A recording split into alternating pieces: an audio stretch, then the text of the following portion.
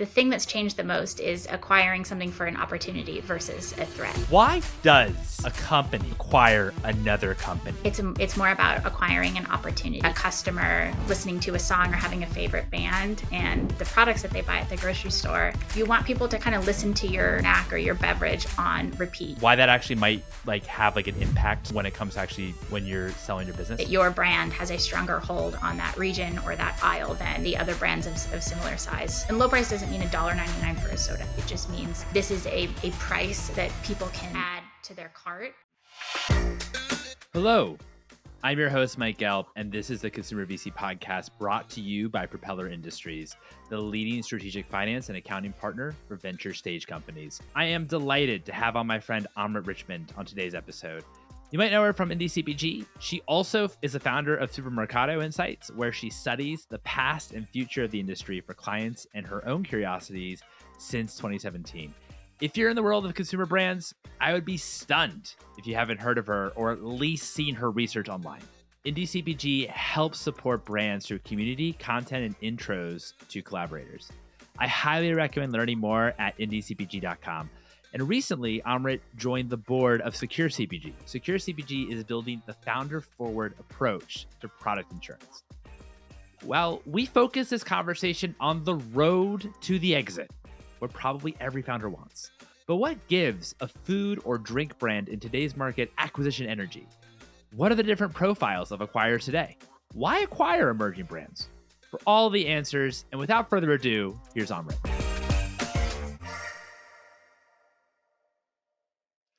Amrit, thank you so much for joining me here today. How are you? You're welcome. I'm good. How are you?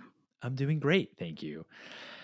So you've produced incredible research, and I love all of your all the posts that you create that I think is so helpful for founders and folks, particularly in the CPG industry. And I know that we were talking last fall about acquisitions and how maybe the acquisition landscape has changed over the past few years, and thought we had an awesome conversation, and so really excited to kind of dive into this more on this episode.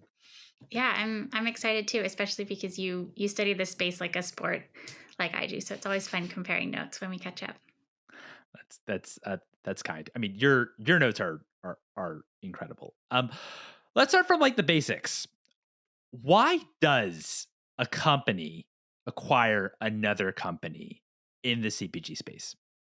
Sure. I think the thing that's changed the most is acquiring something for an opportunity versus a threat. In the past, if we look at some of the first acquisitions in the better for you space, like an Annie's mac and cheese or kettle chips, the people that acquired them had similar products, but these were the organic, slightly healthier versions of them. And those brands are still on the shelf. I think they're great case studies. But now it's more about acquiring an opportunity. Maybe the brand has access to a new customer base or a way to engage with that customer base that the corporation just doesn't have the expertise around. Obviously, IP something that's very defensible against the other smaller brands when you're comparing potential acquisitions, but also that gives this corporation a new tool in their tool belt or something defensible that says this is a really special product and we're the only corporation that has something like it.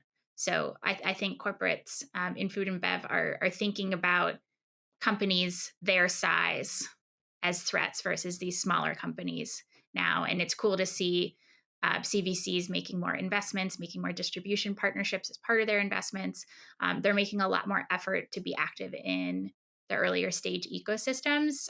Someone like Mondelez has Snack Futures program, and it gives them a chance to support brands that they may or may not invest in or acquire in the future, but helps them understand where all of this is going. And I think it's positive for the ecosystem that there's over 70 corporates in investing in food and beverage companies. I love this concept of now corporates are looking at, when they're thinking about the M&A landscape in terms of what to acquire. They're more thinking about opportunities rather than threats. And I really appreciate how you laid that out for us. But how how does it actually, in terms of the opportunity sides, like when you think about this kind of new landscape, what kind of comes to mind, and what are the different um, levels or different maybe check boxes per se that has to have a corporation interested, or a company maybe needs to have, that the corporation would think, hey, this is an opportunity for us. Sure. So there's table stakes things that we all think about. Like it's most likely that the company has national, possibly international retail distribution. Um, I think in the supplement space, a brand could only live online and get acquired if it's something that people buy on repeat on subscription. But if we're talking about fast moving food and beverages, where someone buys a single unit at Whole Foods or Target, um, that retail distribution is going to be really important. And the corporates are much smarter about retail at scale than we are. That's one of their core competencies. A lot of them even dictate what goes on in their particular aisle because they're responsible for a third of it across all of their core brands. By partnering with them through an investment or acquisition, they can now distribute your product onto their aisle or the adjacent aisle, and that's super powerful. And when you think about the long-term partnership that happens after an acquisition. So they're looking for brands that can fit into the retail stores that they have the closest relationship with. Huge bonus if you're already selling in those. But it's also important that your brand understands how to play online. Mike, you and I talked a little bit about how the team that might be getting new jobs at this acquirer is really important, especially if that corporate is looking to have that team maybe incubate some entirely new brands with them, or some collaborative products. So we saw Mondelez, they bought Grenade snack bars. They're high protein and they did an Oreo flavor. That's a perfect example of taking a nostalgic product that everybody loves and pairing it with something that's high protein. I like to call that functional nostalgia. Obviously, low education, it makes us smile just like we are now, but it gives Oreo access to an audience that maybe hasn't had that flavor in a while. That's a great example, um, and also, I mean, really interesting kind of way to collaborate with the brand that you've actually acquired as well, and actually bring some of your the brands that you're known for, the incumbent brands, actually into the fold, which I think is really cool. Yeah, I'm holding out for a cookies and cream Who Kitchen bar. I really want a Who Kitchen cookies and cream flavored bar. That'd be my dream acquisition collaboration. Well, I mean, in the last, like, 5, 10, or maybe 10, 15 years, what to you were specific acquisitions that stuck out, that you thought, hey, this is actually maybe an insight into how corporations are behaving? I'll go back to Annie's and Kettle Chips and Justin's. Those founders were my heroes when I was growing up, and we had their products in our house. Um, more recently, in the last decade, of course, RX Bar, Liquid IV, more recently Cliff Bar. Um, but then there were brands in 2014, like Late July and Gardein, and those founders are now building new brands, which I think is super cool. So the founder of Late July is building Nixie sparkling water. Gardein is he's created a new frozen vegan sushi brand called Conscious Foods. I think I've bought it 4 or 5 times. It's incredible. So it's cool to see this life cycle of a a healthy brand that we all looked up to. They get acquired now that founder is building something new and standing alongside you in a booth at Expo West, and it, it's something that gets me really excited about this industry because people don't want to stop building. Yeah, no, that's awesome. I think how also in your mind, because obviously, like, a lot of brands, the part of the goal or is to be acquired. I know that, yeah, I'm sure you talk to many brands that they kind of say um that the goal is for an acquisition down the line. I certainly talk to brands that say that the goal is a success is to be successfully acquired. What gives a fast what gives a fast moving brand acquisition energy? So we talked a little bit about the defensibility of having good distribution, and that also tells the potential buyer that your brand has a stronger hold on that region or that aisle than the other brands of similar size to you that are still indie. Um, of course, a mass appeal product platform. I talk a lot in my content about low education, low priced products, and low price doesn't mean $1.99 for a soda. It just means this is a price that people can add to their cart, ideally every time or every other time they're at the grocery store. I've also written a lot about the connection between a customer listening to a song or having a favorite band and the products that they buy at the grocery store. You want people to kind of listen to your snack or your beverage on repeat. You want them to tell their friends about it, whether it's on Instagram or in person. But even if they tell nobody about it, if it's just this secret connection that they have to your product because it aligns with their fitness diet, um, and they're angry when you're out of stock at the store, that's the kind of energy that you need to get acquired. And when you can do that, sometimes you can do that with even in your third year of business. If you can keep up that connection with your customers, what you launch next, kind of like launching your next album, they're going to trust it, they're going to want to buy it, they're going to listen to it, they're going to want to eat it. But that trust takes time. One of my favorite brands is Bonza. I love their pasta. When they launch pizzas, I bought those. Haven't tried the waffles yet, but I know they're going to be good because I like the taste and texture and nutrition panel of their other products. So they've done that trust consistency really, really well. Yeah, no, I mean, I love Bonza too. I think also their mac and cheese is incredible. It's so good. How do you define and think about um mass appeal, for example? And and if a brand actually does have mass appeal within your research. As an industry, we talk about nostalgia a lot, but I think it can go beyond that. I like to think about functional products as how does it fit into someone's day? Does it help them wake up? Does it help them get through that slump right after lunch? Is it something that they relax with in the early evening? Can they share it with friends? Does it help them sleep?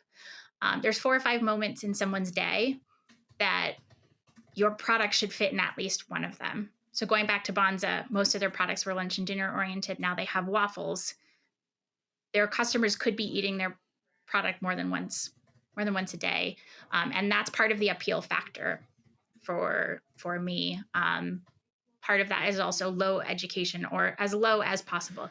If you see something for the first time at a store, even if it's in the yogurt aisle, but you have no idea what that yogurt is made out of, that's a problem. And it doesn't mean you can't build a successful business or that you won't get acquired. It just means that you're going to get less turns on the shelf and you're going to have to do more demos and spend more on the Instagram ads and marketing versus using ingredients that people understand. At the same time, over the last year or so, I've seen brands put more emphasis on the flavor of their products in the front and the function in the back. I've had some sodas where I looked on the back and I read that there was magnesium in it and I didn't know. And I was relaxed, I was happy, but it wasn't so. In your face, or like that was like the main kind of selling point, that there was magnesium in the beverage.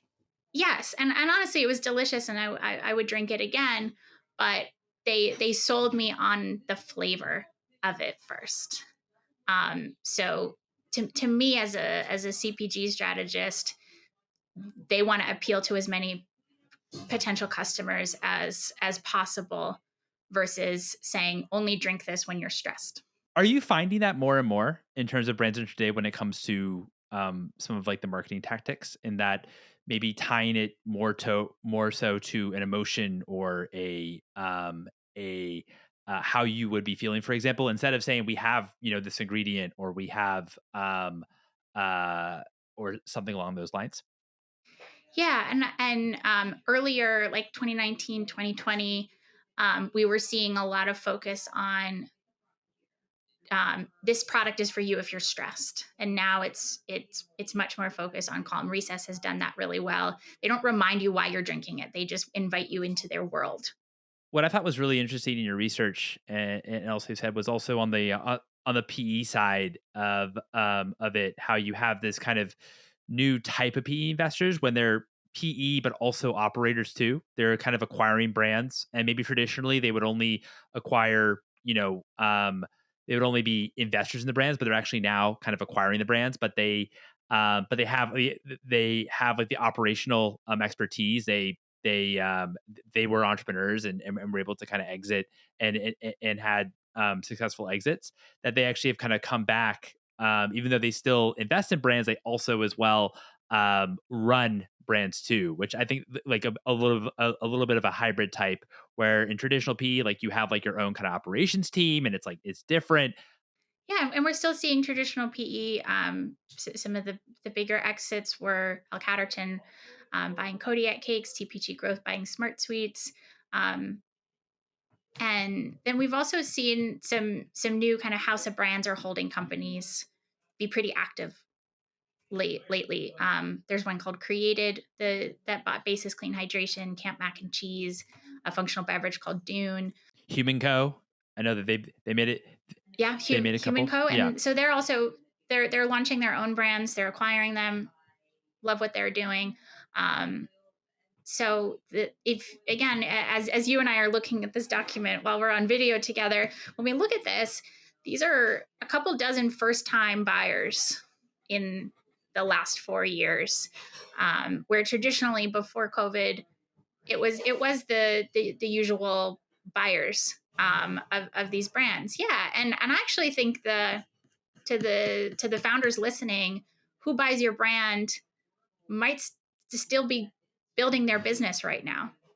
It might be one of these what we would consider a unicorn in CPG that's managed to stay in business 12 or 15 years. That's later stage, that has the ability to acquire you either for cash or meaningful equity in their business, and then one day you might get acquired together.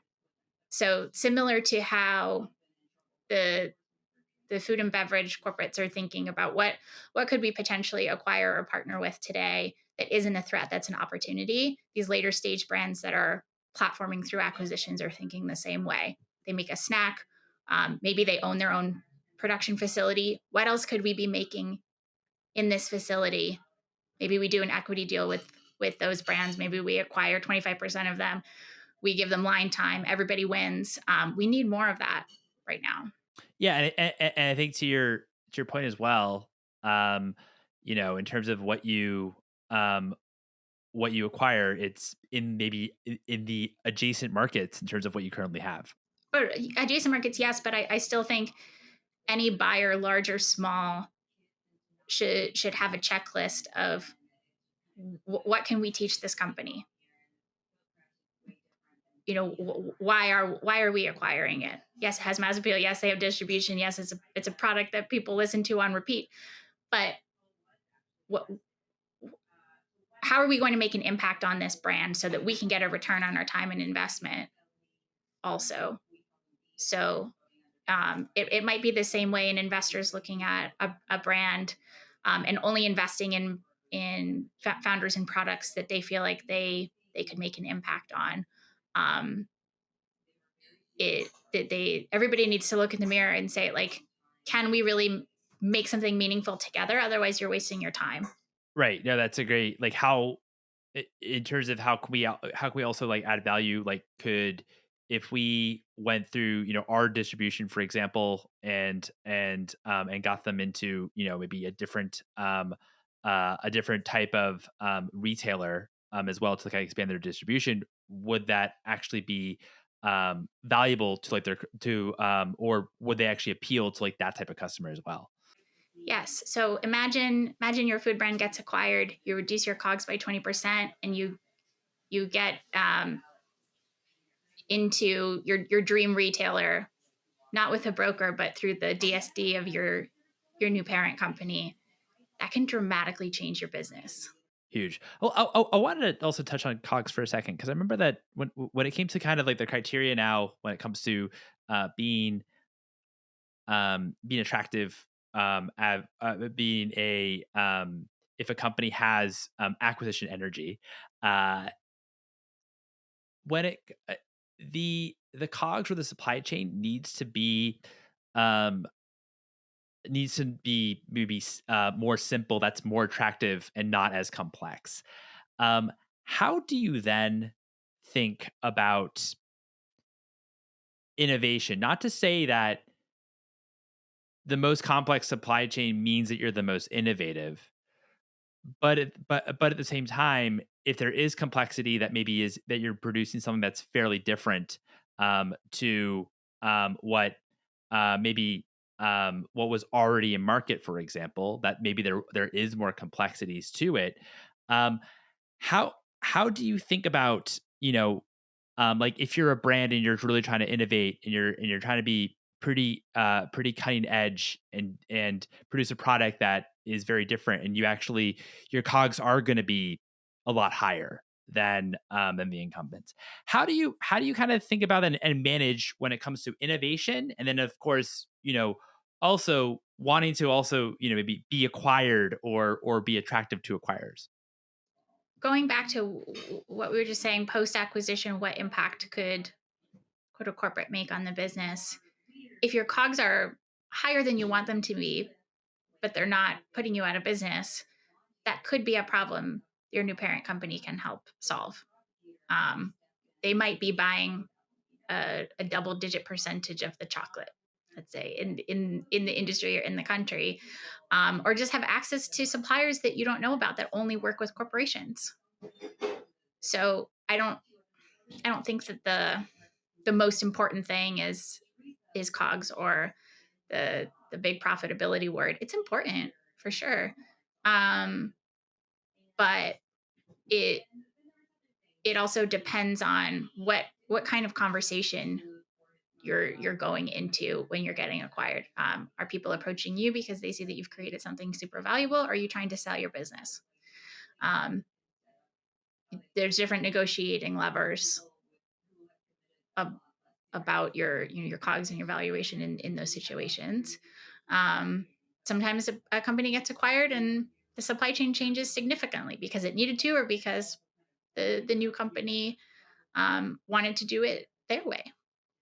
And that's a moment when you really have to consider the customers, because the customers of these organic, natural, better for you products, we're smart. We read labels, maybe because it's our diet or because of allergies, but also we bought these products because of the supply chains and because they're ethical. So um, there has to be a certain consideration when you reduce the COGS and you scale a product post acquisition to not take away what made people fall in love with it. Yeah, no, that's a great point. I remember when I had on Mark, the founder of Zico, he was saying that when Coke bought Zico, they actually changed the formula to make it um, a lot more cost effective for Coke, and um, and I remember like their competitors kind of pounced on that too, because they knew. And so I think that also when you do get, acquired, I think that it's also important to know as well, um, if the product would actually change too, right? And making sure that um, if you obviously believe in the product and you obviously built the product, and making sure that that is still kind of consistent in terms of the ethos of the of the company that you originally created. I think there's also ways that a corporation can make a product better post acquisition. They might have access to certain equipment or certain ingredients that just aren't on the market for these earlier stage brands, or the quantity or scale of them. They might have incubated an innovation that no one knows about, and they launch it through this younger brand that they've acquired, because that brand can play in retailers and spaces that maybe they're not in. also. So again, going back to that value exchange, when you're either you're working towards an acquisition, you're looking at people who might acquire you, really think about who can add value and who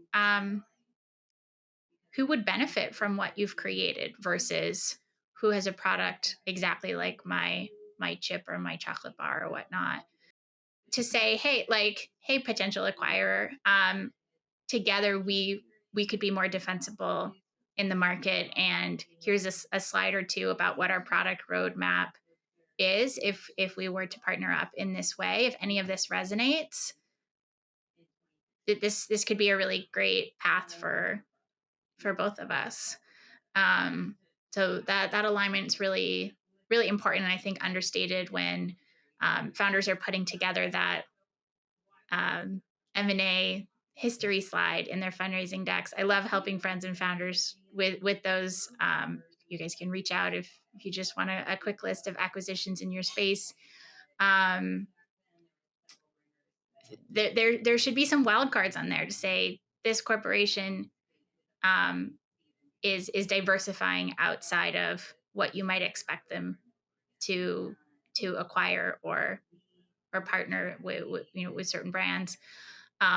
I want to get close to them. Do you potential investor know that corporation? Did any companies in your portfolio sell to that corporation? Because I really want to work with them, and kind of reverse engineering how you might get in touch with some of these buyers, or just better understand them. If that's really your goal, I think it's better to have a wish list in mind versus saying my goal is to get acquired one day, and I'm not really working towards a specific company or specific type of company, if that makes sense.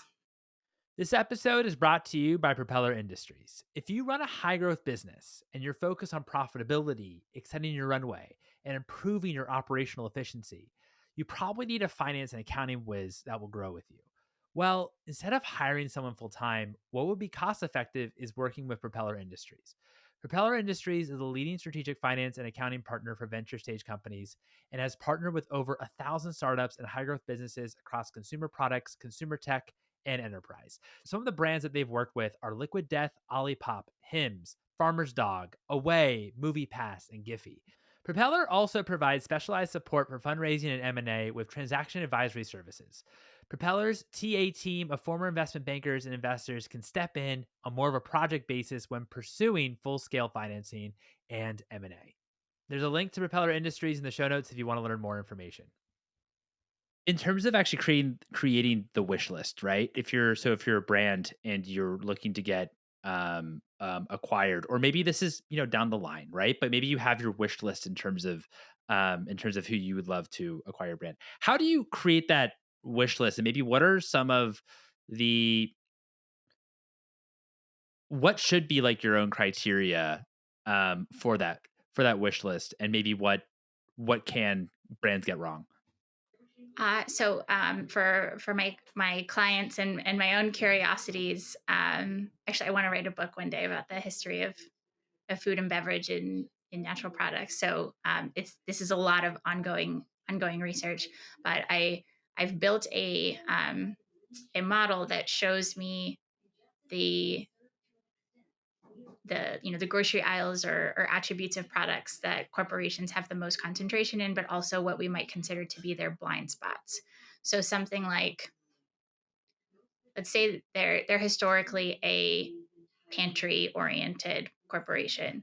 My column for pet acquisitions is irrelevant. I hide it when I'm looking at that corporation's history, because unless it was a food topper for pets, it's really unlikely that they're going to acquire a pet product. But I try to think about, okay, they've made a lot of sauce acquisitions or seasonings.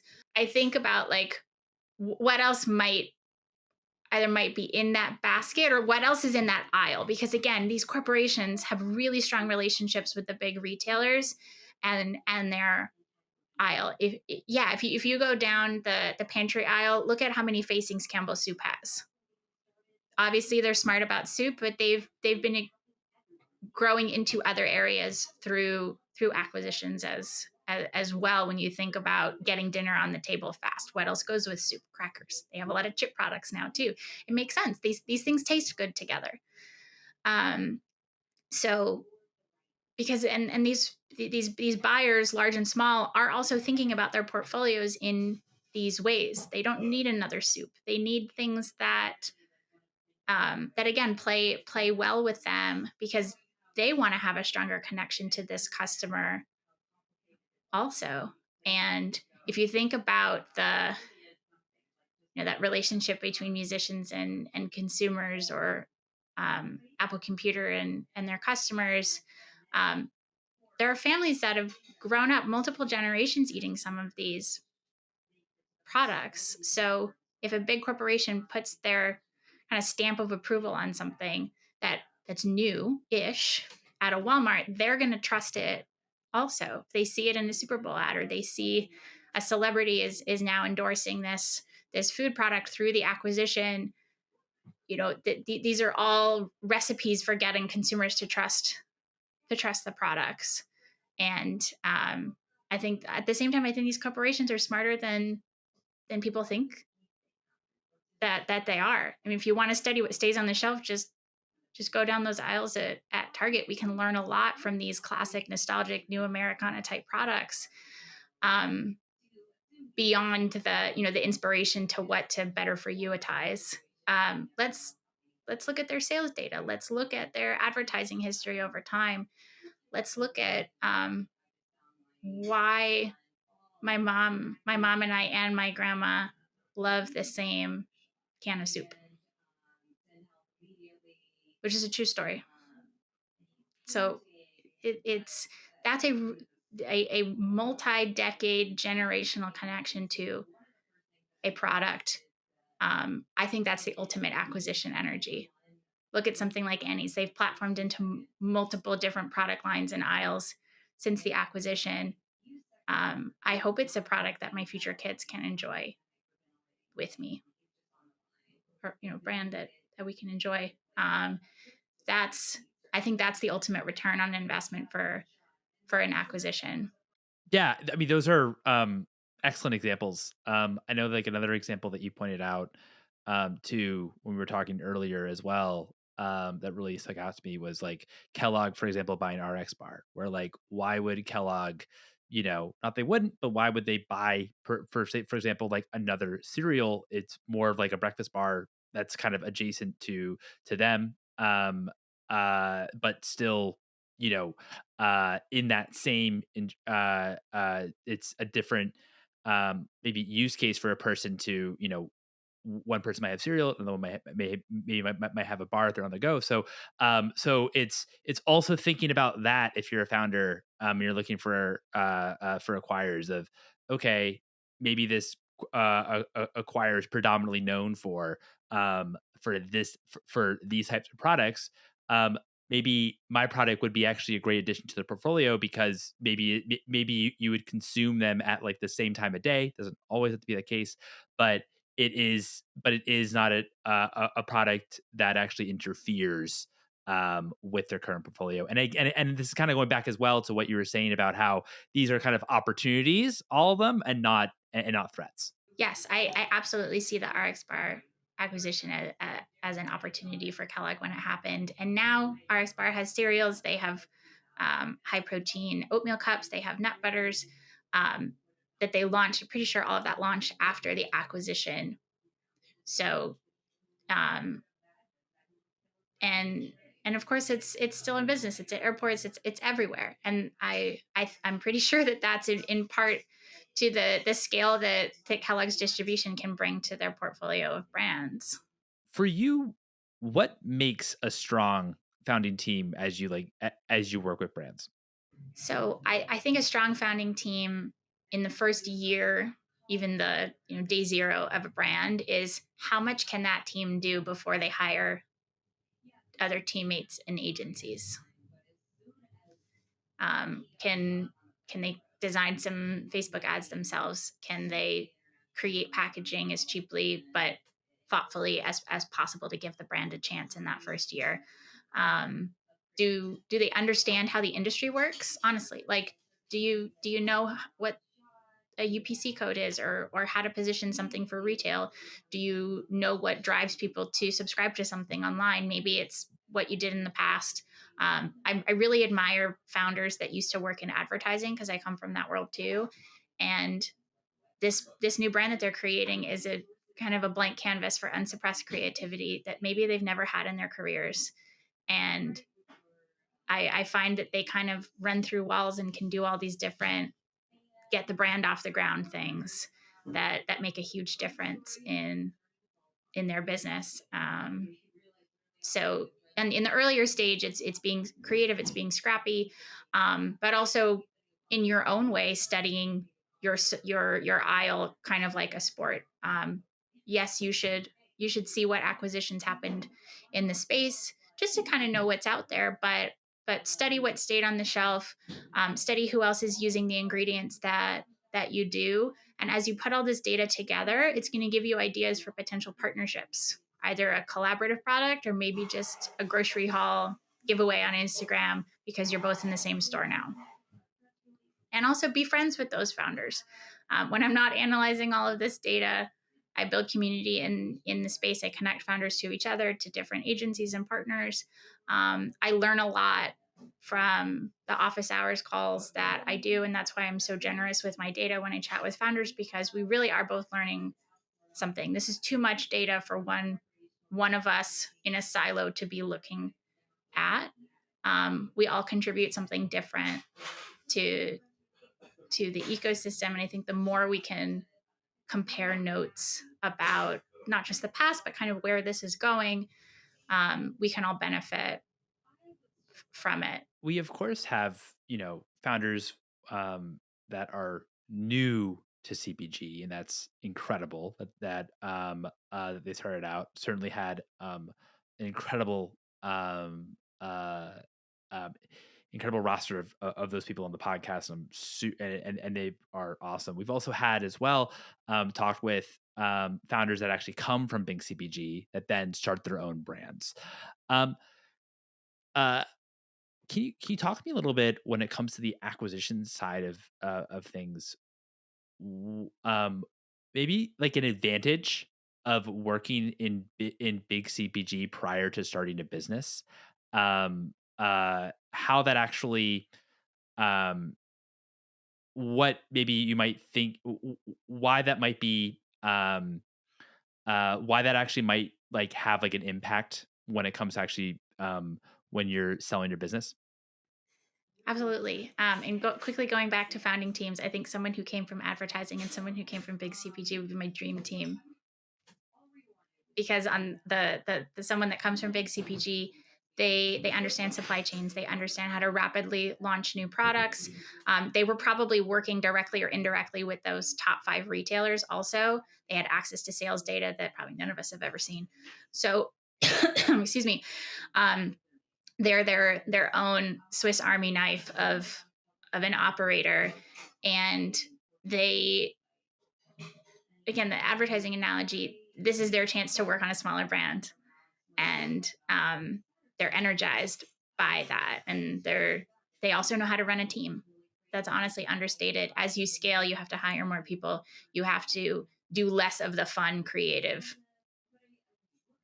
stuff, or you hire people to do everything else, and you're the chief vision officer of your brand. And I think that's beautiful too, if that's what you're able to do at scale. But most of the time, a CEO's job is kind of staying on the shelf and making sure all these different pieces are moving, and that you have people smarter than you doing the things that you used to do in that first year.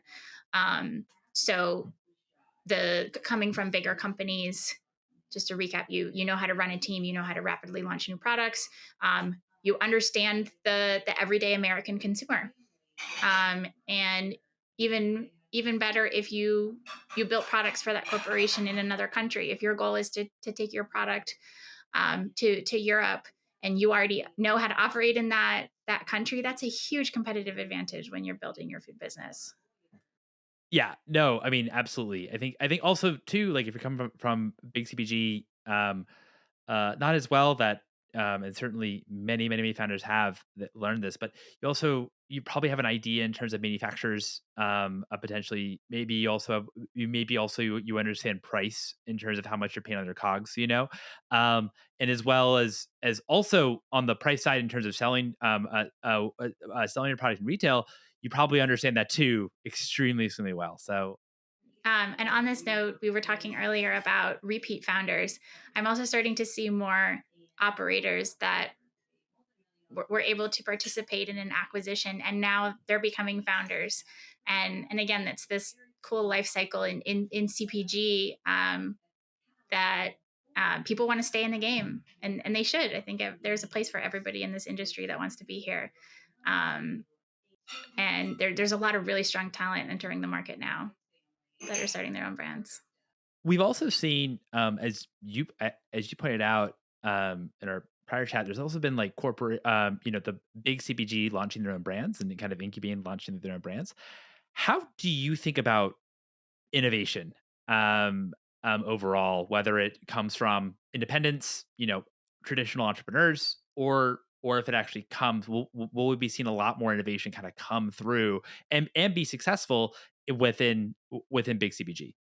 On any given week, if you compared side by side to what the indie brands are launching and what the corporates are launching, more new products for corporations versus a brand new company. The indie brands are innovating with functionality, with different high low protein combinations, maybe first to market innovations. The corporates are mashing up their flavors on each other's products, which honestly I love seeing them on Instagram. But it's a different kind of innovation. So we talked a little bit about Oreo collaborations. We've seen it happen with Girl Scout cookies a lot. My most favorite um, corporate product is the Flintstones cereal, because it started as a cartoon and then they had Flintstones vitamins, and they have even Flintstones sneakers now. But they've kind of platformed this brand into all these different aisles, and it's the same cereal flavor. I think that's how corporates think about innovation. How else can we take this flavor that hasn't changed in 20 years? Yeah, yeah. This flavor that people trust for the consistency of it versus the functionality of it. What else can we put this on? Can we put it on waffles? Can we put it on ice cream? I think I mentioned. Can we put it in an energy drink to appeal to a whole new audience, um, versus the functional products that the indie brands are launching. A lot of indie brands also bring to market healthier versions of products that they grew up with that aren't junk food nostalgia. So I love global flavors. I'm really into Korean food right now in the house. Sauces. I've ordered Sobo Foods dumplings 4 or 5 times.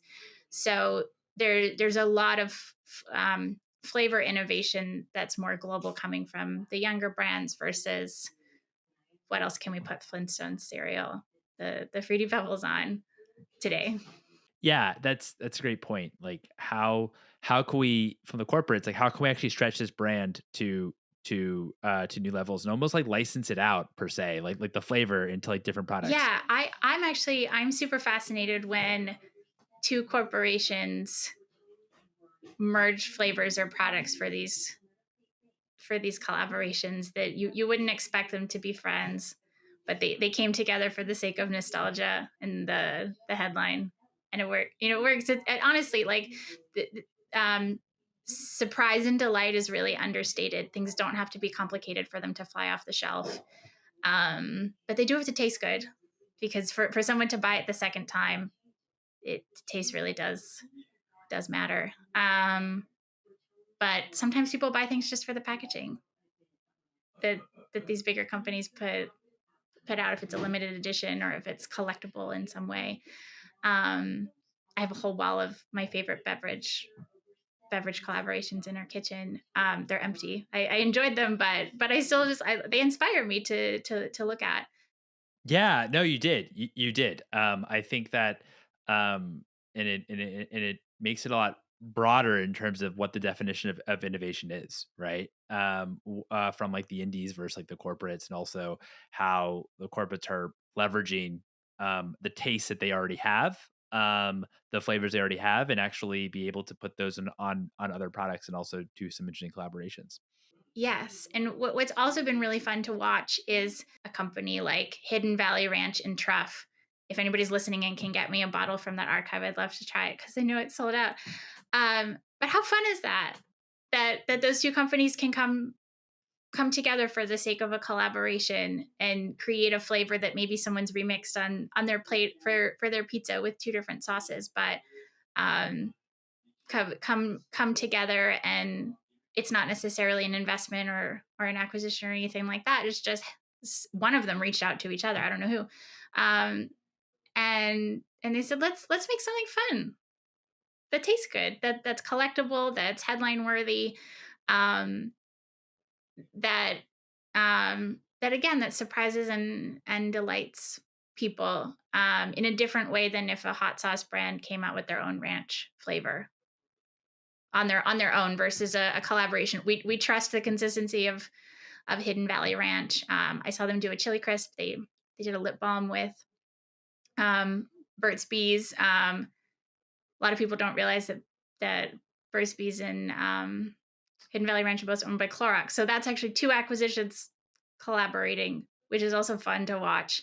I saw that happen with Kellogg Morningstar Farms and Eggo, which was also one of their collaborations. They have a plant-based waffle sandwich too.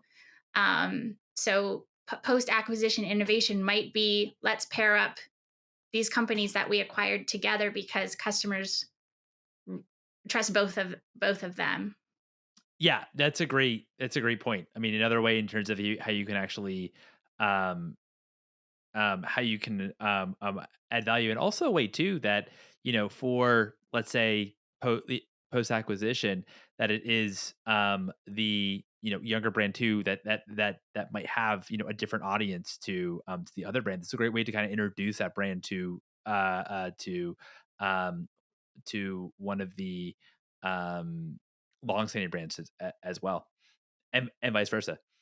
Yes, staying relevant again, like a musician, decade over decade is not easy. You have to keep putting out new products and albums and these different partnerships and flavors and things. I think they keep us talking about these corporations. I don't think it's to necessarily drive sales, but it keeps them top of mind. So the next time you're at Target, you might reach for that nostalgic product that you haven't had in 5 or 10 years because of that collaboration that you saw. They're also kind of like an ad. You need to see things multiple times to either remember them or try them for the first time. So these partnerships between corporates and younger companies allow them to um, again talk to audiences that maybe they haven't spoken to in a while or that have never tried their product. Yeah, no, that's really great points. As we're wrapping up here, what is one trend that you believe is underappreciated right now? I think low sugar is appreciated in the impact it has on someone's life and Americans collectively. The more sugar we can remove from the diet, the healthier people will be. And it's not a cute trend or a fad or anything like that. I think it's one of the most mass appeal opportunities for food and beverage brands, and it doesn't have to be um, the main selling point on the front of your package. Again, with the flavor in the front, function in the back. Um, it can just be removing the unnecessary sugar and looking for safe alternatives. I'm a big fan of Perfy Soda. He's doing a lot of incredible work to create low sugar beverages. That's uh that's awesome. Thanks so much for sharing. I think that it's I feel like in the better for world, the better for you health focused products, there's a lot of different uh like this is better for you and that better for you, and but I love how um something that I think that probably has been marketed to us for a long time, low sugar products that still is like underappreciated because there's so much kind of other kind of talking points or other kind of things that we think about. So it's really cool. Yes. When I worked in tech, I spent an entire year studying diabetes software and apps for a client. And when we think about what has mass appeal, or what do Americans really need, just look at people's diets. Research what health challenges people have, and creating products that can give them the joy of eating candy again, um, or drinking a beverage, or again, back to high protein, that can make a big impact on someone's life. And protein deficiency is a problem for a lot of people. um, I think those can have a lot more long-term opportunities than the way we talk about these things as trends, because they're not. These are real problems that people have. Amrit, thank you so much for your time. I really appreciate it. Thanks so much for bearing with me. I know we're a couple minutes over here, but really appreciate you coming on. And there you have it. It was such a pleasure chatting with Amrit. Amrit, thanks again so much for coming on the podcast. If you're enjoying this podcast, highly recommend checking out the newsletter at theconsumervc.com. You'll receive all the latest fundraising news and also know when new episodes drop. That's at theconsumervc.com. Thanks again for listening. Until next time.